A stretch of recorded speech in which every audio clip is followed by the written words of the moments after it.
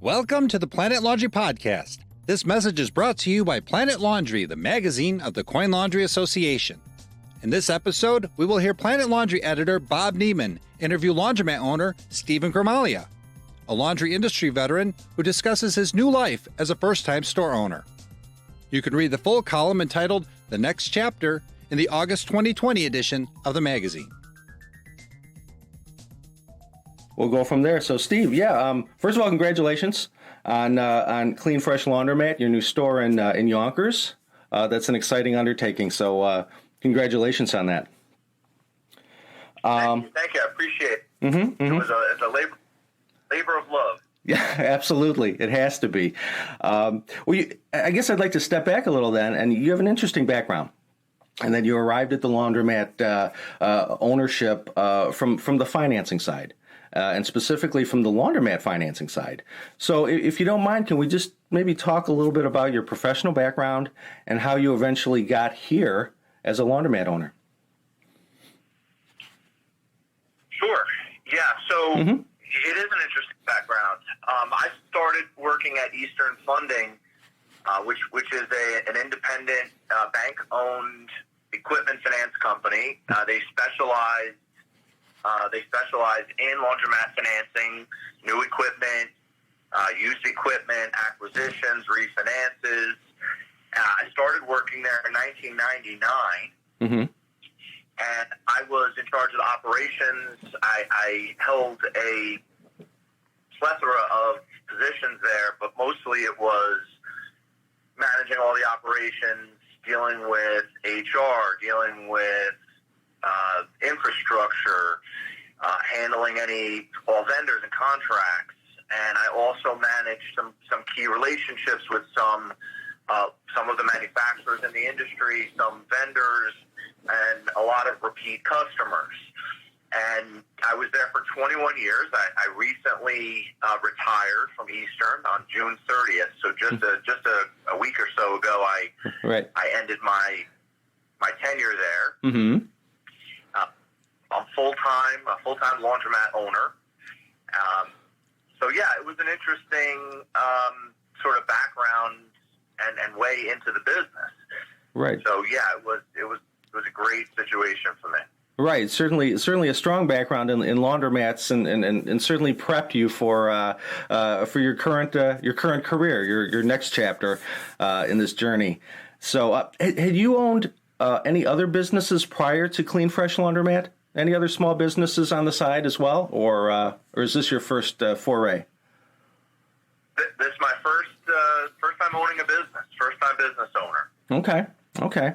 Well, what made you decide to open a laundromat as opposed to maybe some other type of small business? I guess what advantages did a laundromat offer you at this stage? So, ideally, you want to do something that you know. Right, rather than sort of venturing out and learning some new skill, or I've wanted to own my own business for years. It was always sort of a plan of mine to own a business, and it was always over the last 5+ years to own a laundromat. And I think that my experience financing laundromats for all those years, speaking to laundromat owners across the country, and learning from them, dealing with the equipment manufacturers, equipment distributors, dealing with contractors, I felt comfortable that this was a business that I could manage. I also like the fact that it's a recession-proof business. People have to do laundry.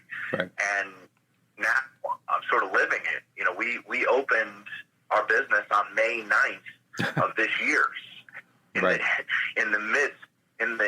At the height of this global pandemic, it took a long time to get open, which I will talk about later. I wish I could say the foresight to do certain things in a certain way in order to safely open this business. Fortunately, it is an essential business, so I was able to open and business up and running, and it just worked out to be, the timing was pretty good and pretty bad at the same time, obviously. Right. With the appreciate everything that we've done, which again, we'll get into that, but we created a space that is safe, is comfortable, is spacious, it's clean, it's sanitary, and it doesn't exist. We created an oasis in a field of just a vast wasteland in our area. There are competitors, there are the laundromats, but nothing like what we've created. Right. Well, you certainly, I think, anticipated my next question was hey, you opened up in early May, right at the, the height of the COVID-19 outbreak, pandemic. That's certainly challenging times for all business owners, and especially new business owners. So, and you've talked a little bit about it already, but what have you done specifically to adapt and to cope during this really difficult business climate right now? Again, it's an essential business, which is good and it's bad. So just kind of let me know how you've adapted as a new business owner, jumping right in. Maybe that was a good thing that you hadn't established anything yet. I don't know. How has that been, opening up during these crazy times? So it's been interesting, and I think you almost touched on it right there. So we hadn't opened prior to the pandemic starting, so we didn't have to change anything. Right. And when I say we, my wife and I, and my wife's we're both full-time in the business. Okay. We had started we had anticipated opening for a long time, and we hit a lot of snags in getting the business actually open. But we had a business plan. We had certain things that we were going to do. And then when this pandemic started and we started to think about the day that we actually opened the doors, we had the benefit of being, my wife and I are members of the Coin Laundry Association. Mm-hmm. We received the PlanetLaundry magazine. We're on all the Facebook groups. So we had the benefit of seeing what best practices were being used in the industry by the best operators, and my experience and contacts through Eastern Funding were a huge help. Mm-hmm. But we opened the door, knowing what we needed to do to be safe, not just for us, but for our customers to be safe, for them to feel safe. Mm-hmm. So among a lot of things that we did is we, obviously practice social distancing. When we started, we opened the doors. We offered curbside pickup and delivery of wash, dry, fold orders. Mm-hmm. We utilized a payment system that has a tremendous feature, which is that the system, if you register, it's a card system. If you register your cell phone number to the card, the washer and dryers will text you when they're done. Mm-hmm. Which means that the customers can wait outside, they can wait in their car, and even on busy days that we're experiencing, mm-hmm. it never feels in the store. Customers, they come in, they put their clothes in the wash, they start up the machines, they wait outside, they wait in their car. We have benches that we set up outside our store. We're fortunate to have really good sidewalk. It's a shopping center, so we've got a covered sidewalk where we put benches out that we put 6 feet apart. So customers wait on the benches on nice days. They wait in their cars. So we've got a great system where it allows the customers to feel safe. We also have a lot of space. Our store is 5,400 square feet. So we have aisles. We have a lot of equipment. We have 60 washers and 70 dryer pockets. So customers can space themselves out. They don't, even on busy days, it just doesn't seem busy. The other thing that we do is we just sanitize all day long. I mean, our attendants, my wife and I, we're there and we are constantly wiping down carts and wiping down folding tables and wiping down the seating area. And the customers see it and they feel comfortable with it. We also have antimicrobial laundry carts that have a coat on them that prevents the spread of germs and viruses. So educate our customers all the time, because customers call and they come in and they say, well, what are you doing to protect us? And, and we educate them. We wear masks. All of our employees wear masks. We enforce, there's a New York state ordinance where anybody that comes into the store has to wear a mask. We enforce that. It makes customers feel safe. So, we were fortunate to not have to really change anything, because we opened up in the middle of this thing. So we started off on the right foot. Right. It certainly was an unusual situation, and it seems like you're covering all bases, and you've done all the research and the due diligence, and it sounds like you're doing everything you can do during this tough time. How has business been? Just yeah. Yeah, Business has been great. So we're open 2 months. We opened on May 9th. So we're open 2 months, and the business is still ramping. Obviously, it takes a time to ramp up a store. Right. We're growing at about a 10% growth rate every week over week. Every week it's a little bit better.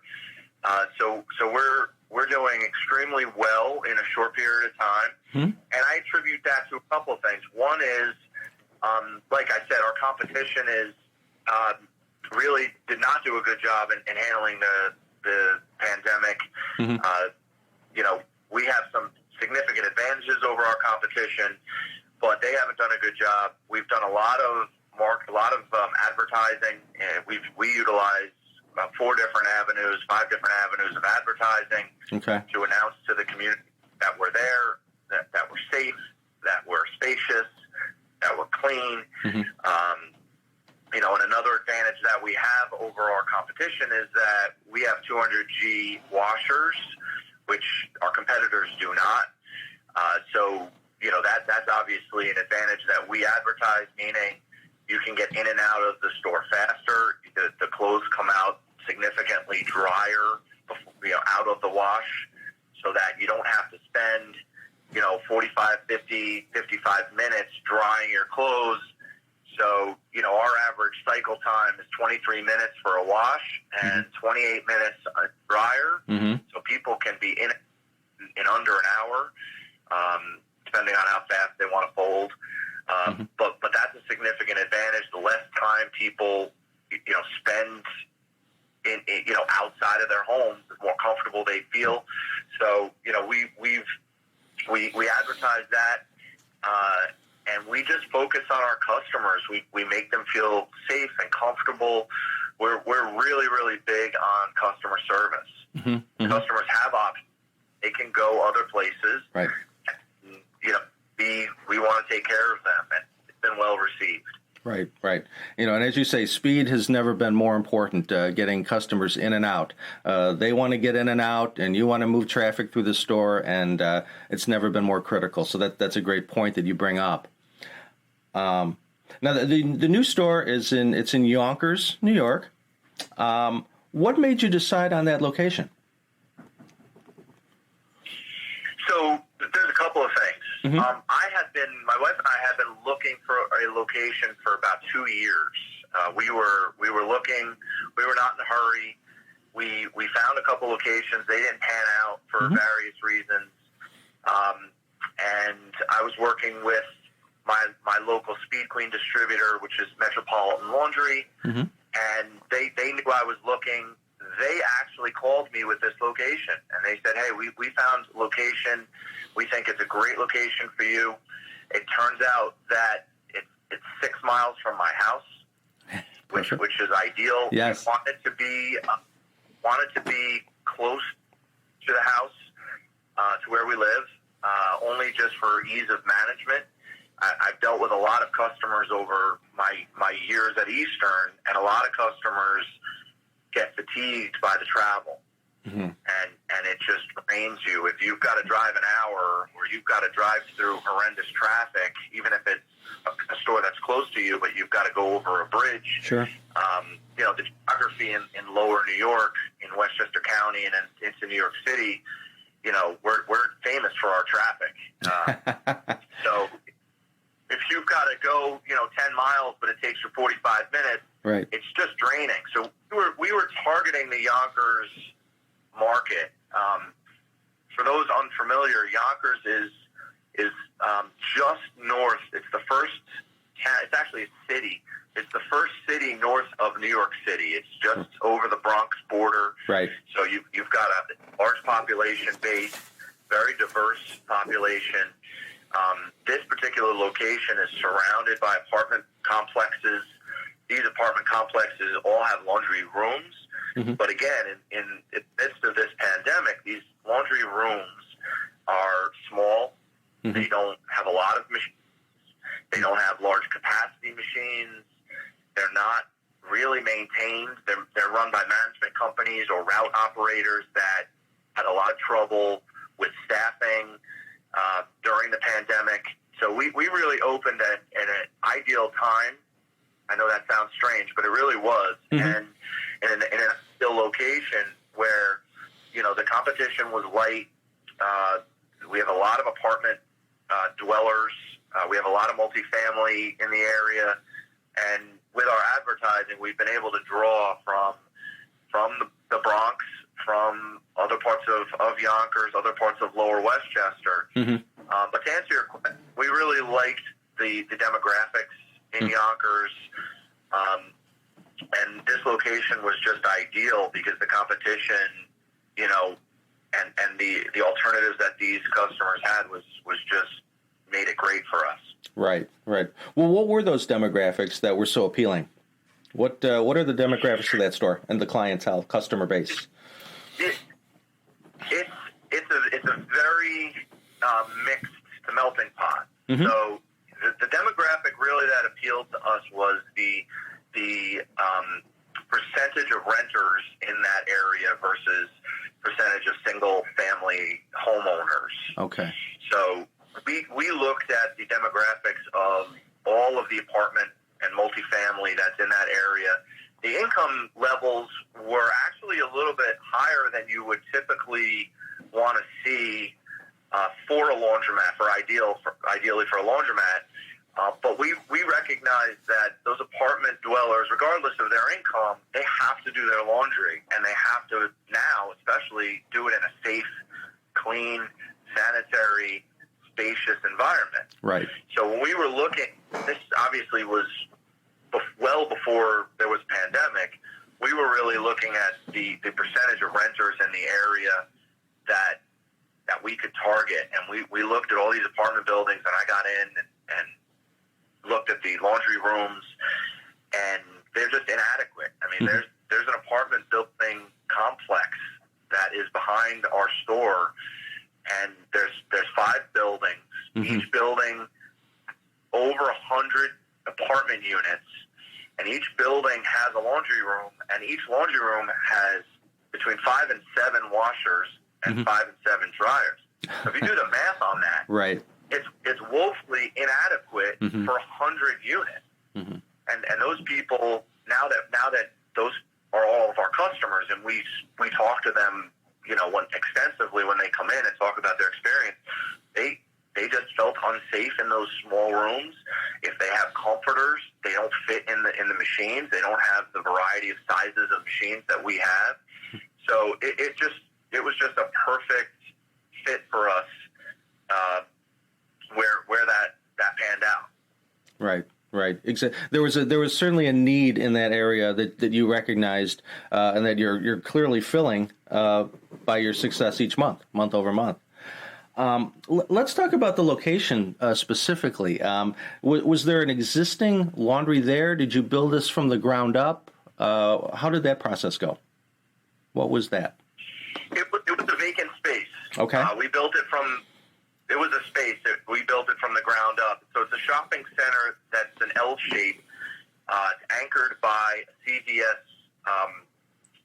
CVS store, mm-hmm. and there's also an Outback Steakhouse in the shopping center. Okay. This space that we occupied is on the end, and it used to be a Lucille Roberts workout gym that had been closed for about 2 or 3 years before we signed the lease.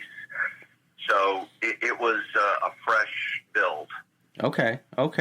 Well, were there any surprises or maybe interesting anecdotes that you care to share regarding the whole building process? How did that go? Was it smooth? I don't know. Do those things ever go completely smooth? Yeah.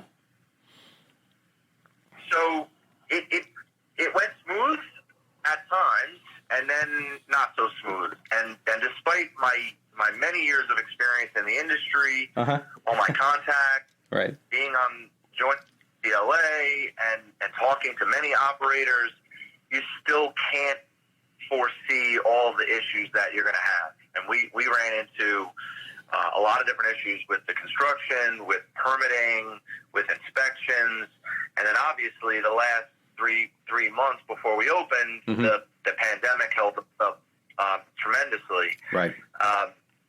The first time you do something, you make some mistakes and you learn from that. And I thought I kind of knew it all, but I was humbled by the experience of building out a big location. So the bottom line is we were able to get open.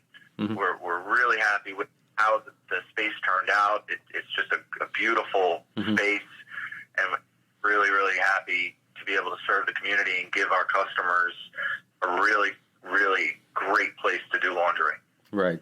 Steve, how long did that process take, that building process? So there was a lot of different sort of situations that occurred. It took about 5 months to get the city to approve the plans, City of Yonkers. Okay. So that took a long time. They put shovels in the ground, metaphorically speaking, in April of 2019. So the plans were approved. They started the construction in April, and the store was ready to open in December.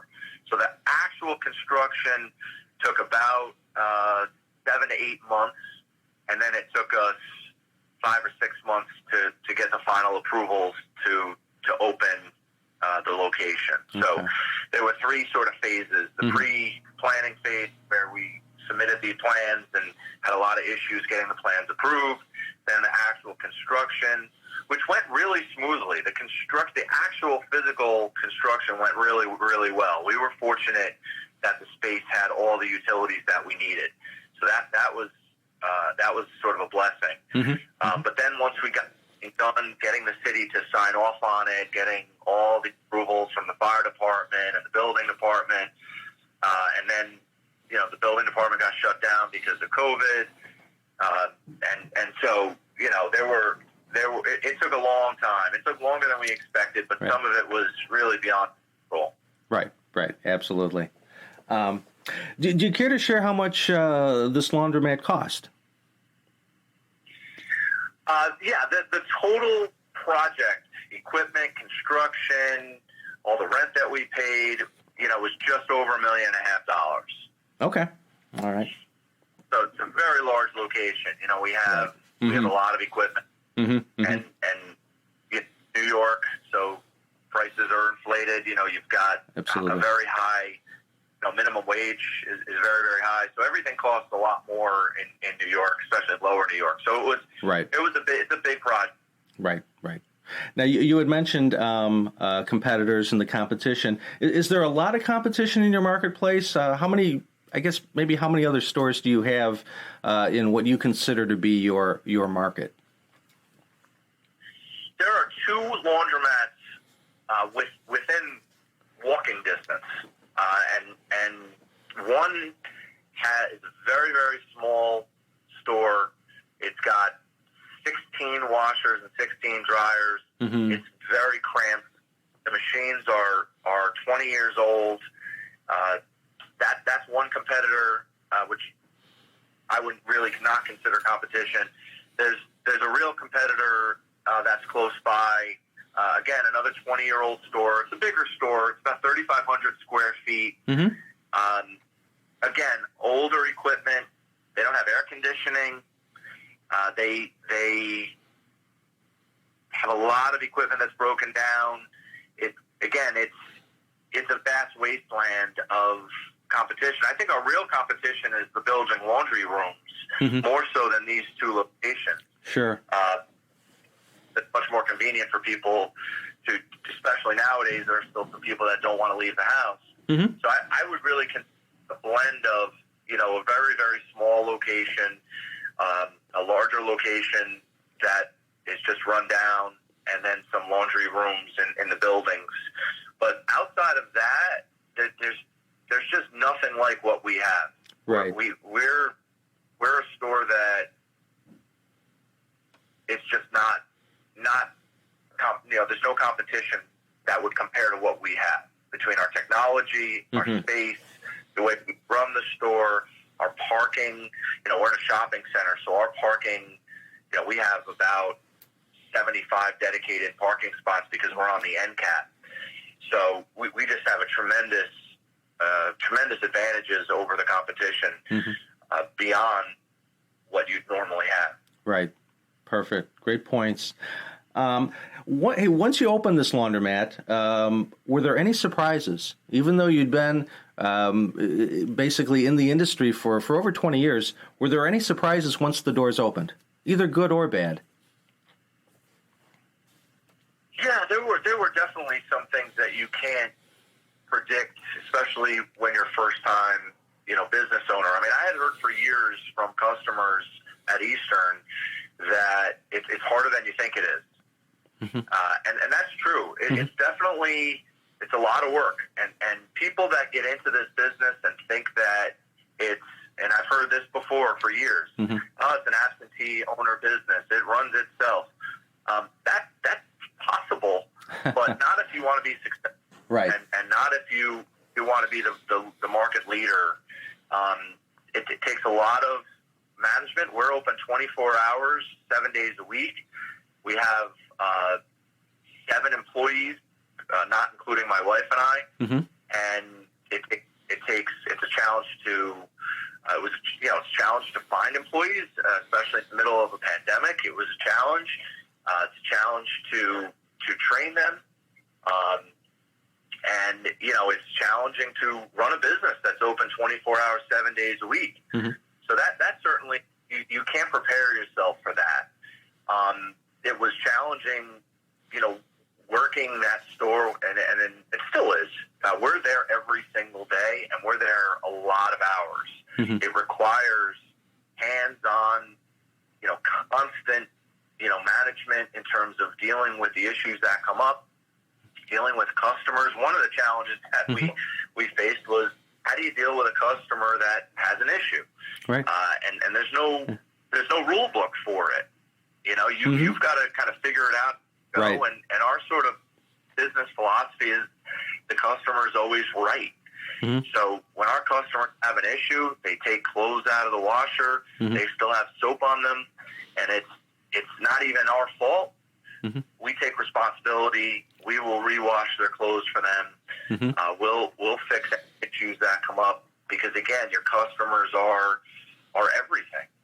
Right. So the challenges that exist are just you're learning on the job.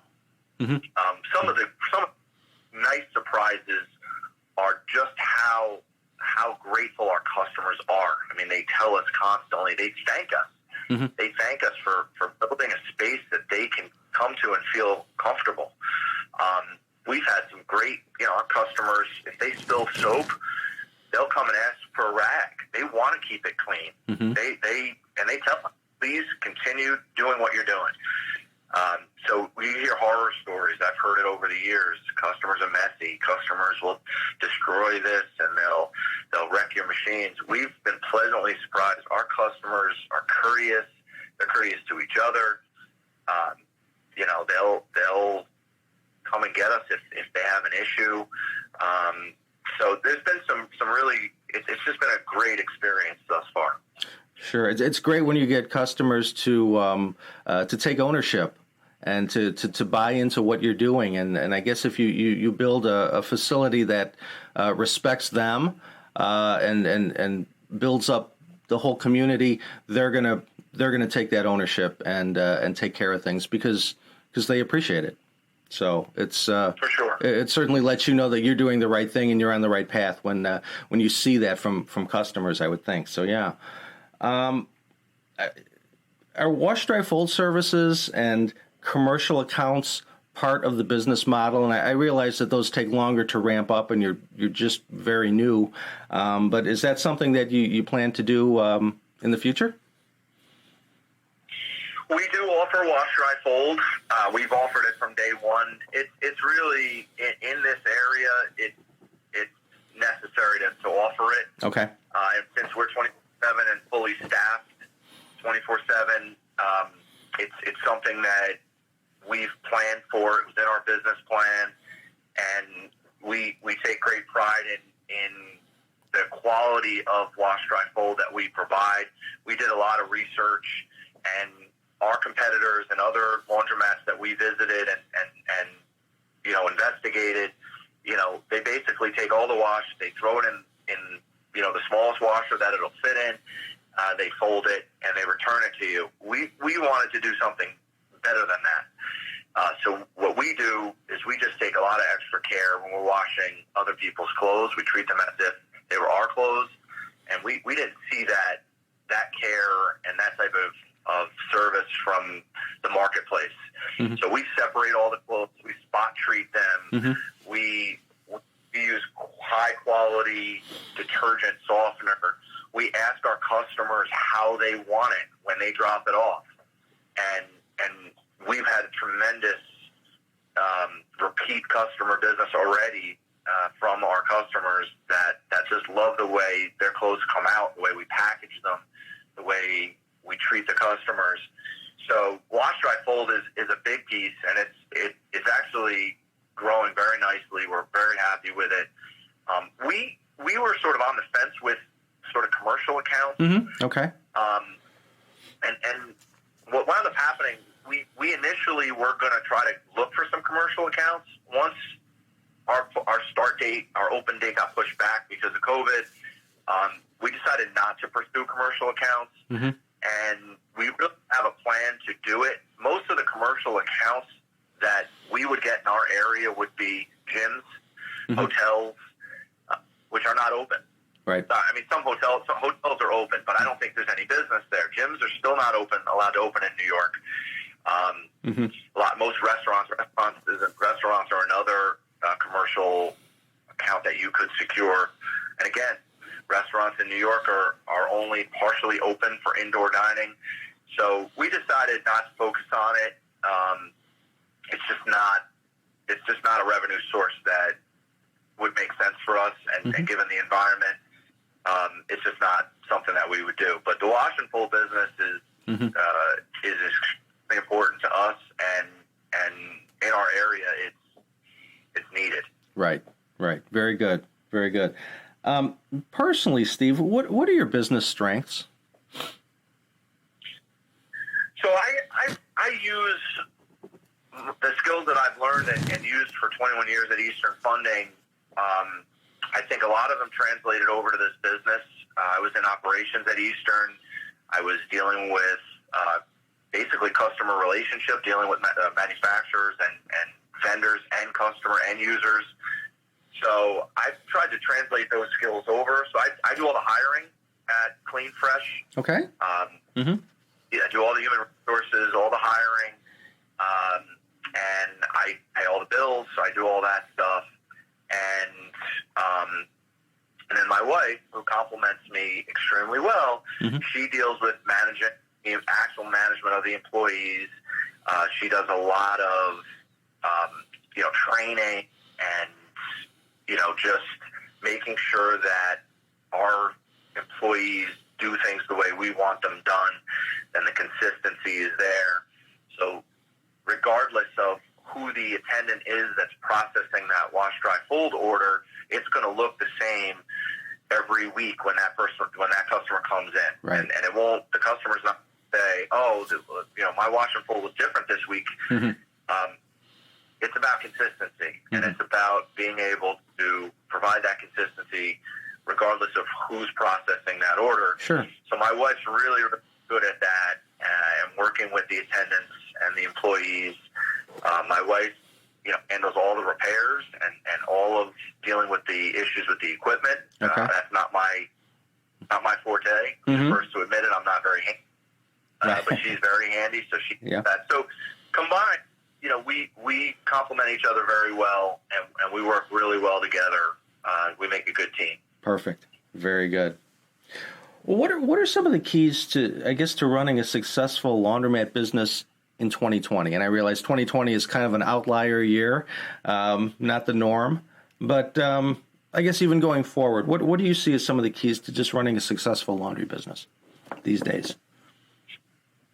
So it's not complicated, and that's one of the things. And again, just going back to why I decided to do this business, it's really not complicated. You don't have, you have a limited amount of inventory.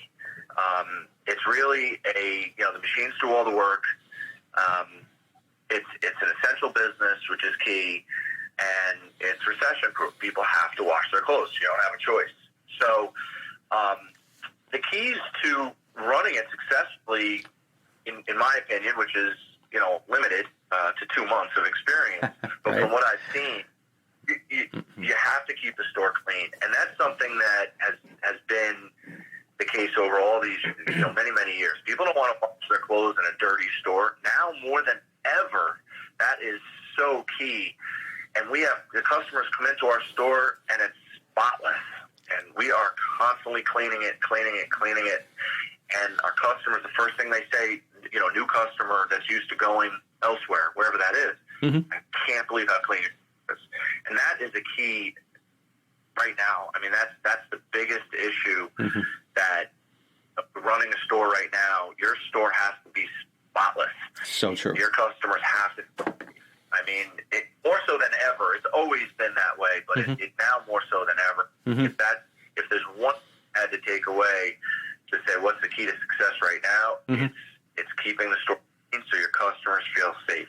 Right. Absolutely. Great point. Hey, in your opinion, what are some of the hot button issues for laundry owners today? What are some of the key issues? I know you brought up certainly cleanliness, but that's, Well, I think it really sort of all has to deal with this, how you're handling the pandemic that we're all facing right now. How do you make your customers feel safe? How do you give them that comfort level? Right. Clearly there's technology. As I mentioned before, our card system that we utilize with the text alerts is key. Educating the customer on how to use that and how to socially, do some social distancing. I think there's more technology out there that can be utilized that can help. Clearly, just keeping your expenses down. I mean, right now, again, I didn't have the benefit of being open before the pandemic, but I know that we spend a lot of money on cleaning products and PPE and equipment to keep our customers and our employees safe. So I think a hot button issue is how do you keep expenses down at a time when expenses are up in terms of what you need to do to keep your customers safe. So securing supplies at a reasonable cost, trying to figure out where to get stuff so that get supplies so that you can try to keep costs down. But I think all roads lead to dealing with this pandemic, and how do you split, and how do you keep your customers safe and your employees safe? And I think that's really sort of what everybody's talking about, and that's what we're dealing with right now. I think most operators are across the country are dealing with the same issue. Sure. Very good. Great points. 2 months into this new venture, what's the most common myth of laundry ownership that you've discovered? It's definitely the myth of it's an absentee type business where it runs itself. Right. That is definitely a myth. If that's how you feel and that's how you're running the store, you're missing out on a tremendous opportunity to make a lot more money. I think it's possible to do it that way, but again, you're missing out on opportunities missing out on, treating your customers and having them, be more loyal and attract new customers. Mm-hmm. But I think the biggest myth is definitely it runs itself. The equipment does all the work. All right. You go there and you take the money to the bank. Right. That's certainly not how it works. Very good. In your experience, over the years, when a self-service laundry business fails, what's typically the most common reason for that? Operator error. Okay. Yeah, 100%. Mm-hmm. At 21 years at Eastern Funding, lending money to thousands of laundromat operators. Mm-hmm. I don't know the exact number, but I could probably come close to 90+% of the problem loans that we had at Eastern and the problems that existed were the operators not running the store, the operator not paying attention to it, the operator letting the employees run it. It's really all operator related. Sure. If you, most locations, it's typically most locations are good locations if they're run properly. Mm-hmm. So the main problems that I've seen over many years, and I can see it with my competitors right now, they're just not run right. They're just not run properly. Mm-hmm. They don't care, or they're distracted by other things. It's a fairly straightforward business to run, but you've got to run it. You've got to be there. You've got to take care of your customers. And if you don't do that, they're going to go elsewhere. It all goes back to the operator. You're right. Very good. I just have a few more for you here, Steve, because I know you're busy, and I really appreciate your time today. What are your top business goals for the rest of this year and then into 2021? What are you looking to accomplish? So, our main business goals are just to keep ramping the store and to keep building on the early success that we've had. We want to keep it going. There's a tremendous potential in this market. As we've seen already, we're drawing from a much larger radius than we thought we would. We've got people coming from a little bit further away. And I think that we can continue to draw and provide an oasis for people to do this essential basic need that they have, which is to do their laundry and to be clean and to be sanitary. So, our goal is just to continue to ramp, to continue to keep the store clean, and to continue to manage it and run it the way we would want. If we were a customer and we needed to do laundry, we'd want to go to this place. That was kind of our business plan, sort of our overall sort of business goal was to provide a place to do laundry where we'd want to go and do our own laundry. And unfortunately, that doesn't exist in this market. It just doesn't. The competition is just not. I wouldn't want to do my laundry in any of these other laundromats that we compete with. Right. So, the goal was to create a place that people would enjoy doing their laundry, and the feedback has been just that. We have people that I love coming here to do our laundry. Right. And that's just great to hear. Yeah, very good. Yes. I know your answer to this next question, but is the laundromat business still a good business for entrepreneurs to get into today? 100%. Yeah, it's 100%. It's a great business. If we could open up at the height of a global pandemic that hasn't been seen in 100 years or more, and start out strong, it's a good business. Right. Very, very. There's nothing else to say to that. You're right. Great point. And a last question for you: do you plan to open any other laundromats in the future, or is this one keeping you busy enough? Yeah, this is keeping us busy for sure. Anytime you have a startup, it requires a lot of attention. But yeah, my plan is I'm full-time in this business now, and to continue to grow this location, but to look for other locations and look for some opportunities that may be out there.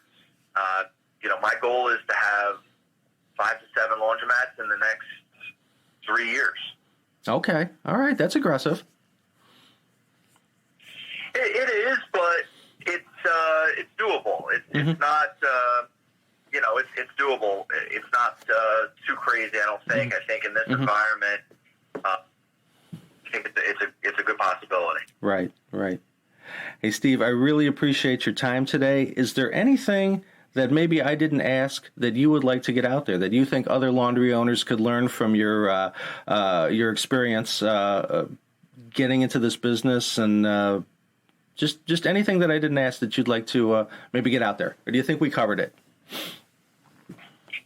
I think we covered everything, but I do think that the one thing I would want to sort of get out there, so to laundromat operators that might be either reading or listening to this interview, is that never underestimate how important it is to treat the customers with dignity and respect.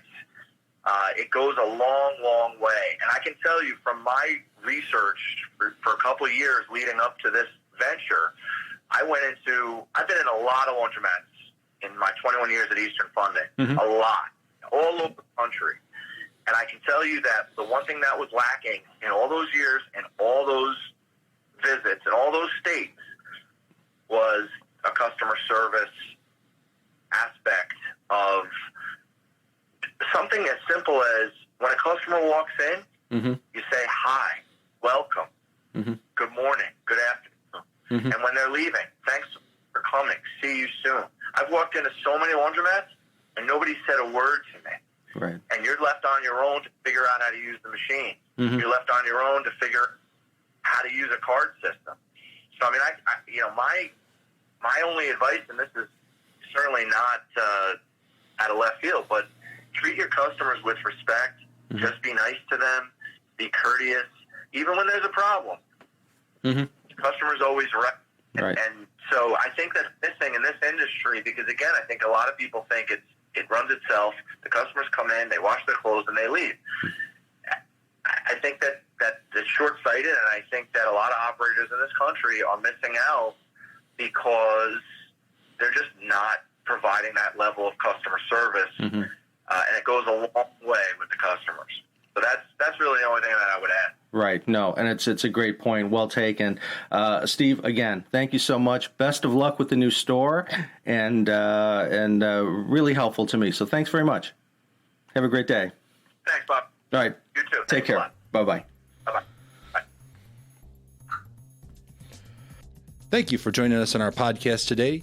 Be sure to subscribe to Planet Laundry at www.planetlaundry.com/subscribe. And follow us on social media at Facebook, LinkedIn, Twitter, and YouTube.